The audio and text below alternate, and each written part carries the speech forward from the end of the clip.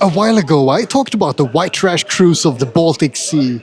In that video I focused on the booze cruises between Stockholm and Åland, filled with drunken debauchery and cheap entertainment. There's actually an even worse booze cruise between Helsinki and Tallinn, but that's not what I'm gonna focus on today. Today I'm gonna focus on another type of white trash cruise. Today I'm gonna talk about the luxury white trash cruise of the Baltic Sea.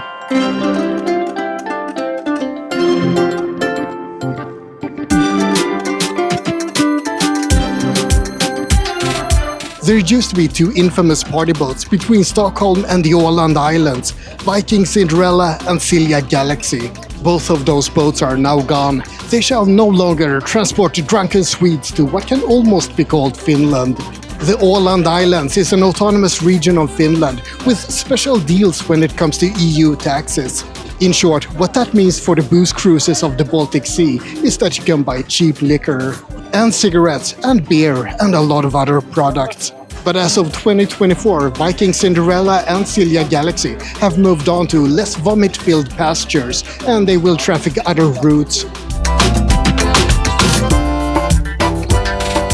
It's not the end of the white trash cruise of the Baltic Sea though. There's a new ship called Birka Gotland that has taken the place of Viking Cinderella. And there are still ships stopping at the Åland Islands on the way between Sweden and Finland. One of those ships is this one, Viking Glory. Viking Glory sounds like a cheap Netflix drama, but it's actually Viking Line's newest and most luxurious ship. Viking Glory is described as a floating first-class hotel with the best view in the world. Described by the Viking Line homepage, that is, so reality might beg to differ. But it's still Viking Line's newest and most modern addition to their fleet. Viking Glory was built in 2021 and it cost 225 million euros. It was built on the designs of their previous ship, Viking Grace, that was built in 2013, but they wanted to make Viking Glory even more energy efficient. It has automated mooring, more efficient steam turbines, and it consumes 10% less fuel than Viking Grace.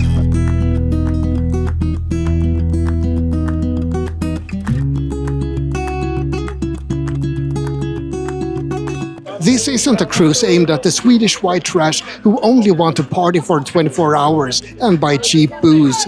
This is a cruise aimed at the Swedish white trash who want to travel between Sweden and Finland as well, while they get drunk.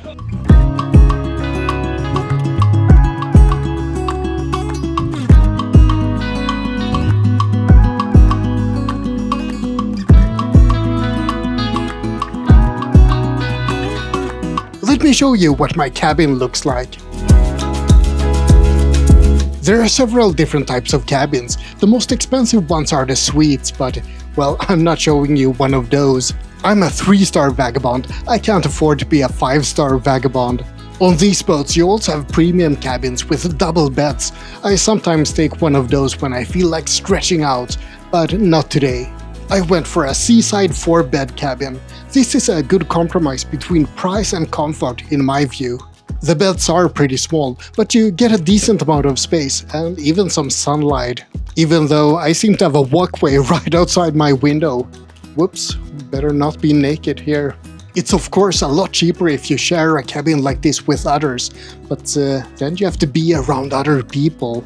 As a Swedish introvert, I much prefer to be by myself. And also I don't have to smell anyone else's hangover number 2s in the morning.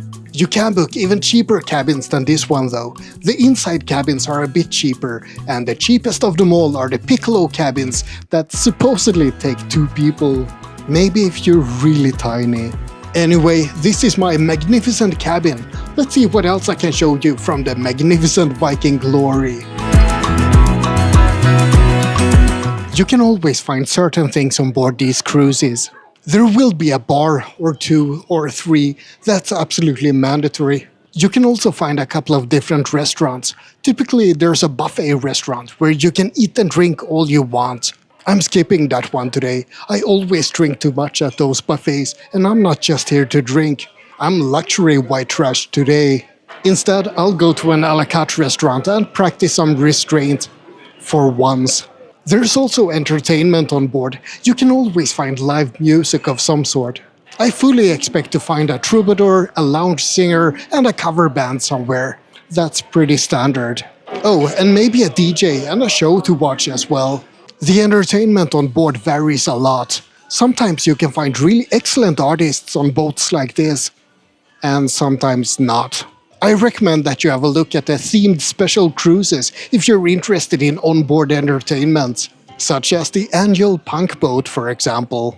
If you're not interested in entertainment, you can check out the spa section instead.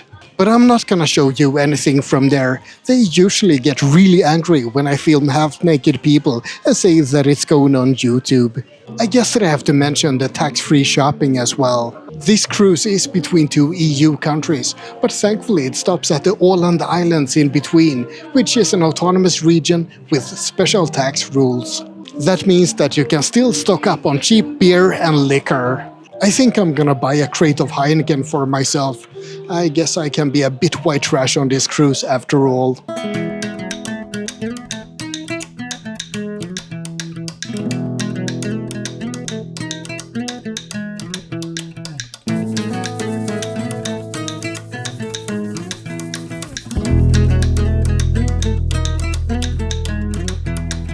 I call these cruises white trash because, well, they are. People who just want to travel to Helsinki or Turku most likely take a flight there. But people who want to have an excuse to take a mini vacation take these boats instead. Like me, for example. They want to drink cheap booze, eat good food, and sing karaoke. Badly. Aside from all the other entertainment on board, there's also a disco open late.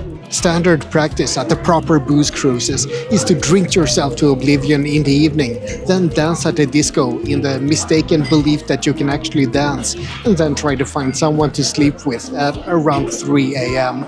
If you're unable to pick up someone, then you spend the last few hours down at the night open cafe instead, together with the rest of the lonely pathetic losers. That's where I typically end up, but not on this cruise. Because this is a luxury white trash cruise, there's a lot more families here, a lot more elderly people, and a lot more people just trying to get across the Baltic Sea.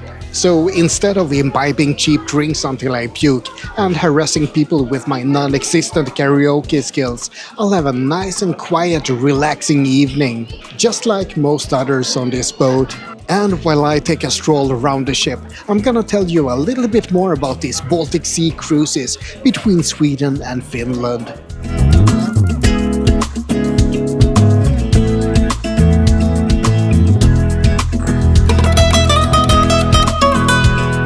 In 1918, the shipping company Bore started to run year-round passenger ferries between Sweden and Finland. Those weren't very luxurious though, and they weren't booze cruises either. They were simply passenger ferries to transport people. Passenger traffic between Sweden and Finland started way before that though. In the 1800s there was regular steamboat traffic between the countries.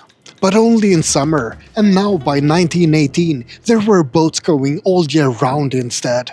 Bore continued to transport passengers for many years, up until the 1950s, when things started to change. The Swedish economy saw a massive upturn, which meant that people had more money to spare, and that they wanted to indulge in mini vacations.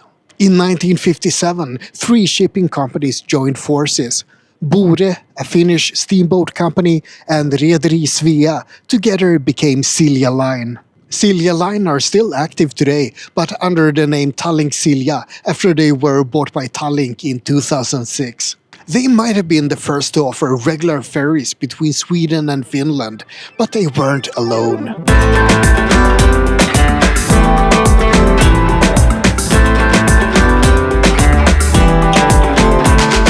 The main competitor of Tallink Silja is Viking Line, the one I'm traveling with today. Viking Line was founded in 1959 on Åland because they smelt an opportunity to get some of that sweet vacation money that Swedes and Finns were spending. And Birka Line, another competitor, started in 1971, although they unfortunately closed down their services in 2020. There were many other smaller shipping companies as well, but Viking, Silja and Birka were the 3 big ones. It's a tough business trying to convince people that your ships are better than your competitors' ships. So how did they do it? By lowering the prices? Partly, yes, but they also started to offer more and more onboard entertainment. The food that was offered became more extravagant, drinks became more and more plentiful, and there was more and more live music on board. And the different shipping companies started to differentiate themselves a bit. Silja Line tried to offer good quality and they targeted Finnish passengers primarily. Viking Line was more targeted towards Stockholm and towards the party crowd. And Baltic Line was the more relaxed alternative. Over time, the boats became more and more alike and the quality declined equally in all shipping companies. That is, until Viking Line started to focus on offering a bit more quality again with Viking Grace and Viking Glory. A decade ago, Tallink Silja was the company that had luxury white trash cruises, but now the turntables have turned once more. The white trash booze cruise is slowly being phased out, and there's more and more focus on the luxury white trash cruise instead. One of which is the Viking Glory boat that I'm on today.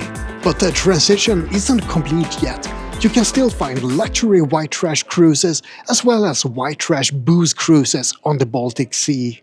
So if you want to give it a shot, then you can pick and choose and find the cruise that's just right for your level of white trashiness. And that's about it for this look at Viking Glory and the luxury white trash cruise of the Baltic Sea. I hope you found it interesting. Now I'm gonna have a couple of more drinks. You like and subscribe, but most importantly, have a great day.